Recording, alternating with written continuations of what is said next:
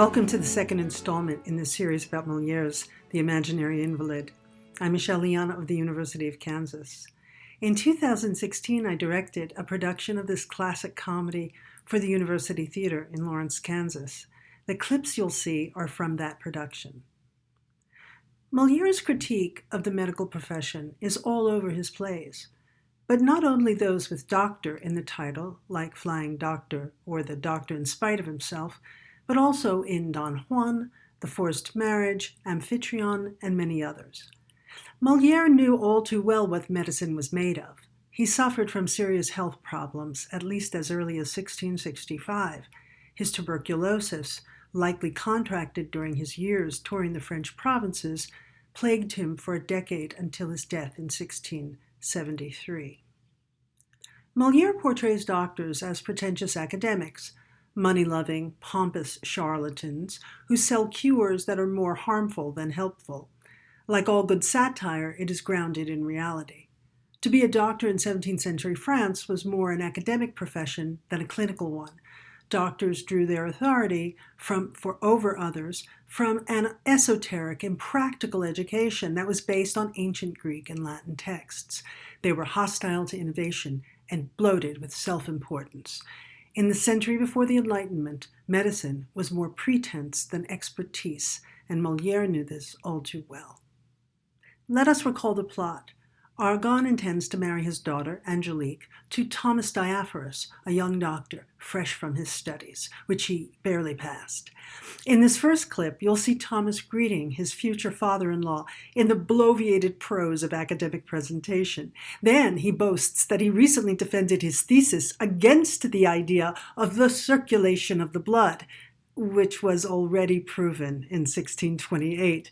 Then Thomas and his father, the elder Diaphorus, proceed in a medical examination of Argan, in which Thomas takes Argan's pulse and from that deduces that Argan has a fever in his spleen.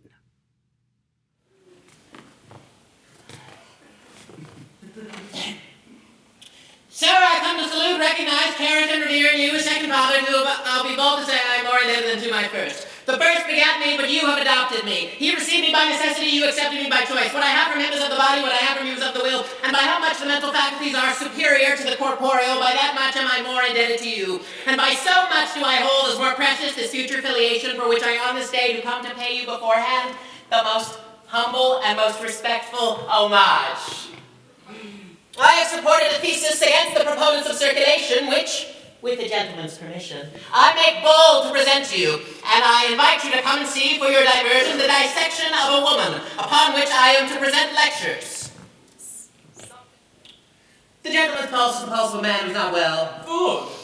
That it is hard-ish, if not to say hard. Oh, very well. Recoiling. Correct. And even a little erratic. Optimate. And shows a temperature in the parenchyma splenicum, that is to say, the spleen. Very good. Moliere's strongest ridicule is reserved for purging, the basis of medical practice of his time. Here is a scene in which an apothecary arrives to give Argan his enema, and then the threats that are rained upon him by Dr. Purgon after Argan refuses this prescription.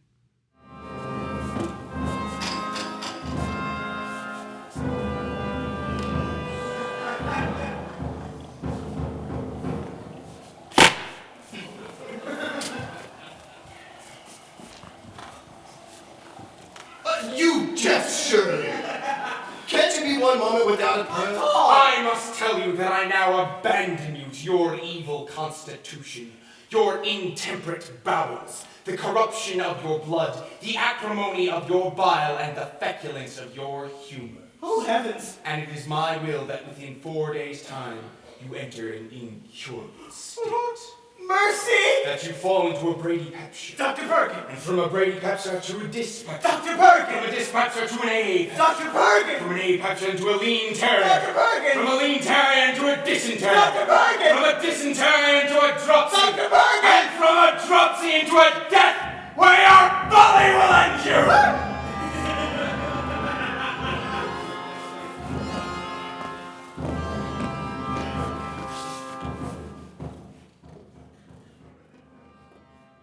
While the character of a charlatan doctor was a staple of Italian commedia dell'arte, what makes Moliere's art so interesting is that he went beyond this stereotype by writing about medicine itself. Listen to this last clip from a conversation between Argon and his brother Berald, a critic of medicine. You have no faith then in medicine? No. And I don't find it a necessary faith for my salvation. What? You don't trust something that is established throughout the world and has been practiced for centuries? Far from trusting it, I look at it as one of the greatest follies of man. To consider it philosophically, I don't know of a more pleasant piece of theater, anything more ridiculous than the idea that one man should undertake to cure the illness of another. Why don't you believe that one man may cure another? For this reason. Because the workings of this machine is a mystery that man can scarcely understand, and because nature has thrown before our eyes too thick a veil to know anything about it. The physicians know nothing then, in your opinion? Oh, they talk a good Latin.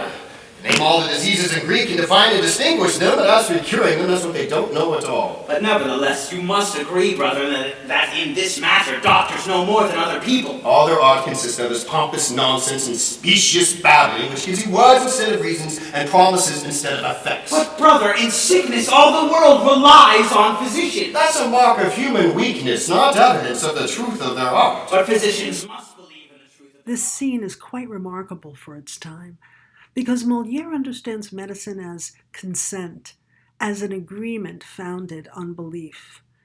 A few lines later, Berald will argue that only nature can heal. While today we rarely advise anyone to just let nature take its course, we realize that there are limitations to medicine, and studies of the placebo effect today are proving just how much healing is based on belief. Moliere's play reminds us how remarkable it is that one person undertakes to cure the illness of another. Next week, we'll look more closely at the matter of children and disobedience, a feature in so many of Moliere's plays. For more about the actors and designers of this production, please visit kutheater.com.